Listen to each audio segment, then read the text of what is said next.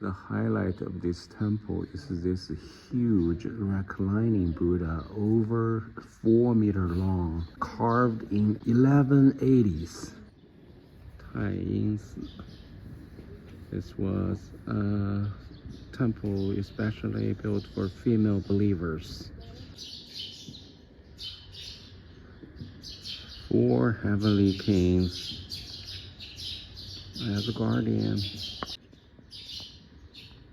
Very quiet. Now it's only like 9 o'clock in the morning. In 1960, an old man came to this hall to pray for babies, kids. He had no kids, but in the end of the year, he had a kid.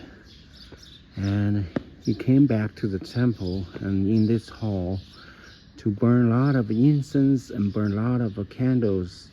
And that resulted in a very bad fire accident. So the entire hall was burned down to the ground. And this is the third hall, the grand hall of Buddha. That's where the highlights of this temple is. This wood plaque was carved in 1210. Over 800 years old.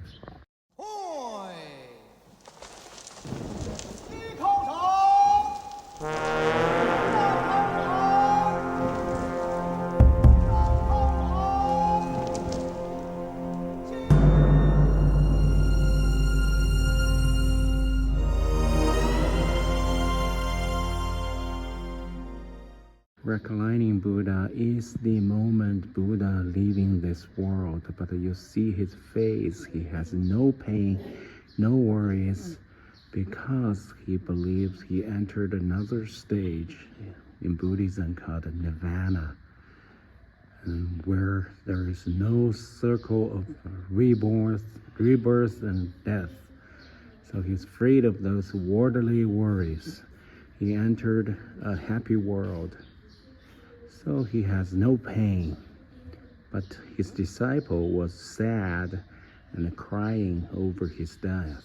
The whole shrine was made in Chinese Ming Dynasty, including the painting, 1300. So you could see like a Buddha's mother and cried on his death, and all the disciples of the Buddha gathered together and in great grief.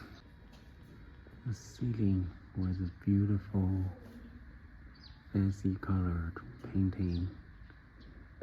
I don't know what it is. It should be dragons and flowers.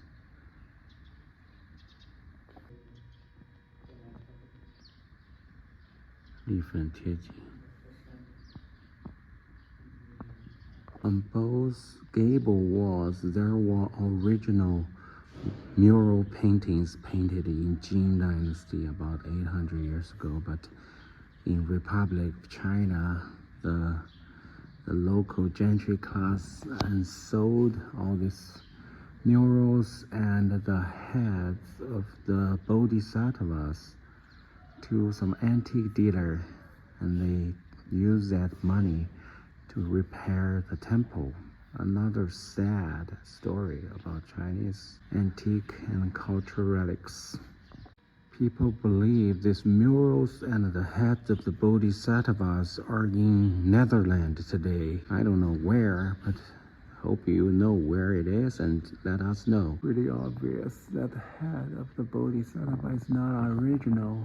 It does not look like an artwork. The rest of it is this beautiful piece of artwork.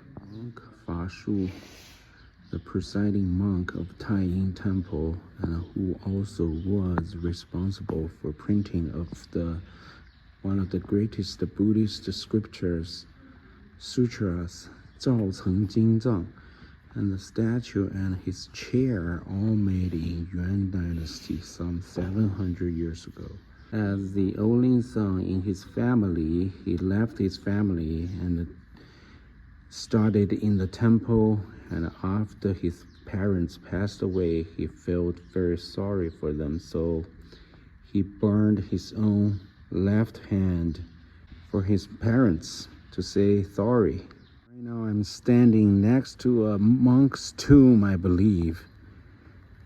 After visiting the temple, I'm even more impressed by ancient Chinese Buddhist monks who devoted the entire life to Buddhism and to the benefits and peace of the commoners.